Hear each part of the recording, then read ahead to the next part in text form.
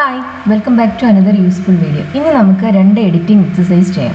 ഇത് 10th അതുപോലെ തന്നെ 9th കുട്ടികൾക്ക് CBSE ആയാലും സ്റ്റേറ്റ് സിലബസ് ആയാലും യൂസ്ഫുൾ ആണ്. ഇവിടെ ഒരു പാസേജ് തന്നിട്ടുണ്ട്. ഇതിനകത്ത് മിസ്റ്റേക്ക് ഉള്ള ഭാഗം, അതായത് നിങ്ങൾ എഡിറ്റ് ചെയ്യേണ്ട പോർഷൻ അണ്ടർലൈൻ ചെയ്തിട്ടുണ്ട്. അതവിടെ കറക്റ്റ് ആൻസർ എന്താണോ അതാണ് നിങ്ങൾ എഴുതേണ്ടത്. അപ്പോൾ ഞാനിത് വായിക്കാം. Then Ashoka has admitted something that no victorious king or political leader before or after him had ever confessed on.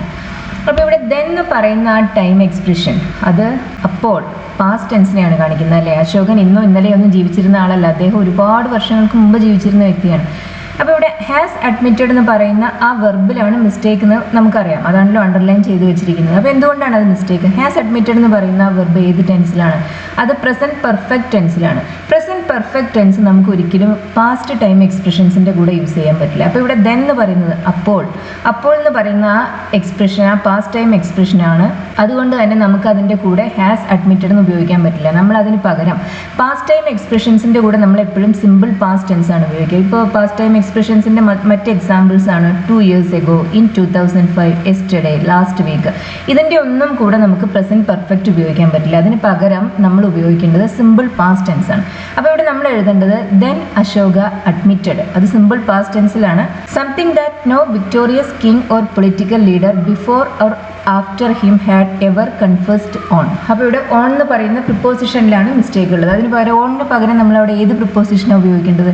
കൺഫസിന് ശേഷം വരുന്ന പ്രിപ്പോസിഷൻ ടു ആണ്. അത് എന്തുകൊണ്ടാണ് അങ്ങനെയെന്ന് ചോദിച്ചാൽ അതിനൊന്നും ആൻസർ ഇല്ല. അത് അങ്ങനെയാണ്, അത് ഇംഗ്ലീഷിലത്തെ റൂൾസ് അങ്ങനെയാണ്, നമുക്കതിന് മാറ്റാനോ ഒന്നും സാധിക്കില്ല. അപ്പോൾ നിങ്ങളിവിടെ ചെയ്യേണ്ടത് കോമൺ ആയിട്ട് ഉപയോഗിക്കുന്ന വേർഡ്സിന് ശേഷം വരുന്ന പ്രിപ്പോസിഷൻസ് അത് ഏതെല്ലാമാണെന്ന് കാണാതെ പഠിക്കുക, അല്ലാതെ വേറെ നിവൃത്തിയൊന്നും ഇതിനില്ല. അപ്പോൾ ഇവിടെ വേണ്ടത് കൺഫസ് ടു ആണ്. Then Ashoka admitted something that no victorious king or political leader before or after him had ever confessed to. He said that he felt remorse at having killed tens of thousands of innocent people for conquering Kalinga. This has not the old emperor Ashoka talking. അപ്പോൾ ഇവിടെയോ has എന്ന് പറയുന്നതാണ് തെറ്റ്. Has എന്ന് പറയുന്ന ഓക്സിലറിയാണ് തെറ്റായി use ചെയ്തിട്ടുള്ളത്. Has പൊസിഷനെ കാണിക്കുന്ന ഒരു ഓക്സിലറി വെർബാണ്. നമ്മളതിനെ പെർഫെക്റ്റ് ടെൻസസ് ഉണ്ടാക്കുന്നതിന് വേണ്ടിയും പ്രസൻറ്റ് പെർഫെക്റ്റ് കണ്ടിന്യൂസ് ആ ടെൻസസ് ഒക്കെ ഉണ്ടാക്കുന്നതിന് വേണ്ടിയും നമ്മൾ ഹാസ് ഉപയോഗിക്കാറുണ്ട്. പക്ഷേ അങ്ങനെ വരുമ്പോൾ ഹാസിന് ശേഷം ഒരു പാസ്റ്റ് പാർട്ടിസിപ്പിൾ ഫോം കാണും, അല്ലാന്നുണ്ടെങ്കിൽ ബീൻ പ്ലസ് ING ഫോം കാണും. ഇവിടെ അതൊന്നും കാണുന്നില്ല. ഇവിടെ ഹാസ് പൊസിഷനാണ് കാണിക്കുന്നത്. പക്ഷെ നമുക്ക് ആവശ്യമുള്ളത് പൊസിഷൻ അല്ല. ഇവിടെ പൊസിഷൻ എന്നൊരു ഐഡിയ ഉപയോഗിക്കുന്നില്ല. നമുക്കവിടെ വേണ്ടത് അത് ആ എംപറർ അശോകനായിരുന്നില്ല, അതായത് റിമോഴ്സ് എക്സ്പ്രസ് ചെയ്ത പശ്ചാത്താപം കാണിച്ചത് നേരത്തെ ഉണ്ടായിരുന്ന അശോകനായിരുന്നില്ല എന്നാണ് പറയേണ്ടത്. അപ്പം നമുക്കവിടെ വേണ്ടത് വാസ് ആണ്, ഹാസ് അല്ല. This was not the old emperor Ashoka talking. This was a changed man admit his mistakes. ഇവിടെ എന്താ പ്രശ്നം? അപ്പോൾ ഇവിടെ ഇത് തൻ്റെ കുറ്റങ്ങൾ സമ്മതിക്കുന്ന ഒരു മാനസാന്തരം വന്ന മനുഷ്യനായിരുന്നു എന്നാണ് പറയുന്നത്. അതായത് ഇപ്പോൾ എനിക്ക് പശ്ചാത്താപം തോന്നുന്നു പറഞ്ഞത് ഓൾഡ് എംപറർ ആയിരുന്നില്ല. അതാരാണ് പറയുന്നുണ്ടായിരുന്നത്? സ്വന്തം തെറ്റുകൾ അഡ്മിറ്റ് ചെയ്യുന്ന, അത് സമ്മതിച്ചു തരുന്ന ഒരു ചേഞ്ച്ഡ് മാൻ ആയിരുന്നു, മാനസാന്തരം വന്ന ഒരു ആളായിരുന്നു എന്നാണ് പറയേണ്ടത്. അപ്പോൾ നമുക്കിവിടെ ആവശ്യമുള്ളത് അഡ്മിറ്റ് എന്ന് പറയുന്ന ആ വെർബ് അത് സിമ്പിൾ പ്രസന്റ് ടെൻസിലാണ് കിടക്കുന്നത്. നമുക്ക് അതല്ല അവിടെ വേണ്ടത്. This was a changed man admitting his mistakes. അപ്പോൾ അഡ്മിറ്റിംഗ് എന്ന് പറയുമ്പോൾ അതൊരു പ്രസന്റ് പാർട്ടിസിപ്പിൾ ആണ്. അതെന്തുകൊണ്ടാണ് നമ്മൾ അവിടെ അങ്ങനെ ഉപയോഗിച്ചത്?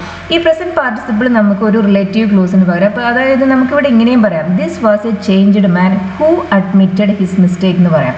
അപ്പോൾ ആ ഹൂ അഡ്മിറ്റഡ് എന്നുള്ള ആ റിലേറ്റീവ് ക്ലോസിന് പകരമായിട്ട് നമുക്ക് അവിടെ എന്ത് ഉപയോഗിക്കാം? അഡ്മിറ്റിംഗ് എന്ന് പറയുന്ന ആ പ്രസന്റ് പാർട്ടിസിപ്പിളും യൂസ് ചെയ്യാം.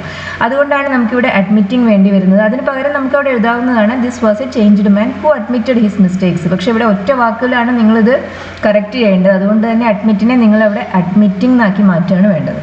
അപ്പോൾ നമുക്ക് ഒന്നുകൂടി വായിക്കാം. Then Ashoka admitted something that no victorious king or political leader before or after him had ever confused to. He said that he felt remorse at having killed tens of thousands of innocent people for conquering Kalinga. This was not the old emperor Ashoka talking. This was a changed man admitting his mistakes. ഇനി നമുക്ക് ഒരു exercise കൂടി നോക്കാം. Melting glaciers threatens. അപ്പോൾ ഇവിടെ എന്താ mistake? ത്രെട്ടൻസ് എന്നുള്ളതിൽ ആ വെർബിലാണ് മിസ്റ്റേക്ക് വരുന്നത്. ത്രെട്ടൻസ് എന്ന് കാണുമ്പോൾ നമ്മൾ ആ ത്രെട്ടൻ എന്ന് പറയുന്ന വെർബിന് ശേഷം എസ് ഉപയോഗിച്ചിട്ടുണ്ട്. അതായത് ആ വെർബ് ഇവിടെ സിംഗുലർ ആയിട്ടാണ് ഇരിക്കുന്നത്. പക്ഷേ നമ്മുടെ സബ്ജക്റ്റ് മെൽറ്റിംഗ് ഗ്ലേസിയേഴ്സ് എന്ന് പറയുന്ന പ്ലൂറൽ എക്സ്പ്രഷനാണ്. അത് സബ്ജക്റ്റ് പ്ലൂറൽ ആയത് കാരണം നമുക്ക് വെർബും പ്ലൂറൽ വേണം. പ്ലൂറൽ വെർബ്സിൻ്റെ കൂടെ നമ്മൾ എസ് ഉപയോഗിക്കില്ല. മെൽറ്റിംഗ് ഗ്ലേസിയേഴ്സ് ത്രെട്ടൻ, അങ്ങനെയാണ് നമുക്ക് വേണ്ടത്. ത്രെട്ടൻസ് അല്ല. Threaten the water supply of billions of people. Sea levels will also raise. ഇവിടെ എന്താ പ്രശ്നം? ഇവിടെ റേസ് എന്ന് പറയുന്ന ആ വെർബിലാണ് പ്രശ്നം. റേസ് എന്നുള്ള വെർബിന് പകരം നമ്മൾ അവിടെ ഉപയോഗിക്കേണ്ടത് റൈസ് ആണ്. അതെന്തുകൊണ്ടാണ് അങ്ങനെ വരുന്നത്? റേസും റൈസും ഒരേ മീനിങ് വരുന്ന രണ്ട് വെർബ്സ് ആണ്, പക്ഷേ രണ്ടിൻ്റെയും യൂസ് വ്യത്യാസമാണ്. റേസ് ഒരു ട്രാൻസിറ്റീവ് വെർബാണ്, അതായത് റേസിന് ശേഷം നമുക്ക് ഒരു ഒബ്ജക്റ്റ് എല്ലായ്പ്പോഴും ഉണ്ടായിരിക്കണം. റൈസ് ഇൻട്രാൻസിറ്റീവ് ആണ്. അപ്പോൾ ഇവിടെ ഒബ്ജക്റ്റ് വല്ലതും കാണുന്നുണ്ടോ? സീ ലെവൽസ് വിൽ റൈസ് എന്നാണ് പറയുന്നത്. കടലിൻ്റെ ലെവല് ഉയരും. അവിടെ ഒബ്ജക്റ്റ് ഒന്നും വരുന്നില്ല.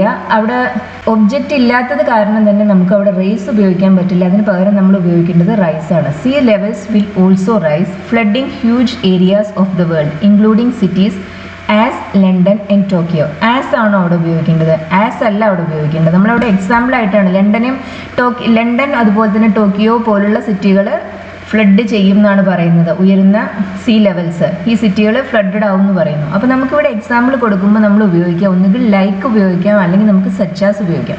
അപ്പോൾ ഇവിടെ നമുക്ക് ഒറ്റ വേർഡാണ് എഴുതേണ്ടത്. അതുകൊണ്ട് തന്നെ നമുക്ക് cities like London and Tokyo എന്ന് എഴുതാം. സച്ചാസ് എന്നുള്ള ആൻസർ ഇവിടെ കറക്റ്റ് ആണ്, പക്ഷേ ഒരു വേർഡ് ഉപയോഗിക്കേണ്ടത് കാരണം നിങ്ങൾക്ക് അവിടെ ലൈക്ക് എന്ന് എഴുതാം. ലൈക്കും സച്ചാസും തമ്മിലുള്ള മെയിൻ ഡിഫറൻസ് എന്താണെന്ന് വെച്ചാൽ സച്ചാസ് കുറച്ചുകൂടി ഫോർമലാണ്, ലൈക്ക് വളരെ ഇൻഫോർമലാണ്. It is estimated that Arctic summers will be ice free by 10 years. അവിടെ എന്താ കുഴപ്പം? ബൈ എന്നുള്ളതാണോ? 10 വർഷത്തിനുള്ളിൽ ആർട്ടിക്കിലുള്ള സമ്മേഴ്സ് ഐസ് ഫ്രീ ആവുമെന്നാണ് പറയുന്നത്. ആർട്ടിക് ഏരിയയിലുള്ള സമ്മർ സീസണിൽ അവിടെ ഐസ് ഉണ്ടാവില്ല എന്ന് പറയുന്നു. അതായത് സമ്മർ ആകുമ്പോഴേക്കും ഐസ് എല്ലാം മെൽറ്റ് ചെയ്യുമെന്ന് പറയുന്നു 10 വർഷത്തിനുള്ളിൽ. അപ്പോൾ 10 വർഷത്തിനുള്ളിൽ എന്ന് പറയുന്നത് കൊണ്ട് നമുക്കവിടെ ബൈ അല്ല ആവശ്യമുള്ളത്. നമ്മളവിടെ എന്ത് എഴുതണം? വിത്തിൻ ആണ് എഴുതേണ്ടത്. It is estimated that Arctic summers will be ice free within 10 years and the landscapes of the Antarctic will change beyond recognition. Within അവിടെ കൊടുത്തിട്ടുണ്ട് 2050. ഇനി അവിടെ ആക്ച്വലി നമുക്ക് വേണ്ടത് ബൈ ആണ്. 2050 അന്റാർട്ടിക്കിലെ ലാൻഡ്സ്കേപ്പ് തിരിച്ചറിയാൻ പറ്റാത്ത വിധം മാറിപ്പോകുന്നതാണ് പറയുന്നത്. അപ്പോൾ 2050 ആവുമ്പോഴേക്കും എന്നുള്ള അർത്ഥത്തിൽ ബൈ 2050 എന്ന് നമ്മൾ പറയും. 10 വർഷത്തിനുള്ളിൽ എന്നുള്ള അർത്ഥത്തിൽ നമ്മൾ എന്ത് പറയും? നമ്മളവിടെ വിത്തിനാണ് ഉപയോഗിക്കേണ്ടത്. Within 10 years. അപ്പോൾ വിത്തിൻ 2 hours എന്ന് പറയുമ്പോൾ 2 മണിക്കൂറിനുള്ളിൽ. ബൈ 6 o'clock എന്ന് പറയുമ്പോൾ 6 മണിയാവുമ്പോഴേക്കും, 6 മണിയോടെ. ഇത് രണ്ടും ശ്രദ്ധിക്കുക. അപ്പോൾ ഇവിടെ ഒരു ടൈം എക്സ്പ്രഷനാണ്. ബൈ 2050, ബൈ 10 o'clock അങ്ങനെയാണ് ഉപയോഗിക്കുക. പക്ഷെ വിത്തിൻ എന്ന് പറയുമ്പോൾ നമ്മൾ അതിന് ശേഷം പറയുന്നത് ഒരു ഡ്യൂറേഷനാണ്. Within 2 hours, within 2 weeks. അപ്പോൾ നമുക്ക് കറക്റ്റ് ആൻസേഴ്സ് ഒന്നുകൂടി നോക്കാം. Melting glaciers threaten the water supply of billions of people. Sea levels will also rise, flooding huge areas of the world, including cities like London and Tokyo. It is estimated that Arctic summers will be ice-free within 10 years, and the landscapes of the Antarctic will change beyond recognition by 2050. അപ്പോൾ ബൈന് ശേഷം നമ്മൾ ഒരു year അങ്ങനെ എന്തെങ്കിലുമാണ് വരിക. Within ശേഷം നമ്മൾ ഉപയോഗിക്കുക ഒരു പീരിയഡ് ഓഫ് ടൈമാണ്. ഇയർ അങ്ങനെയൊന്നുമല്ല വരിക. വിതിൻ 10 years, വിതിൻ 2 hours അങ്ങനെ വേണം.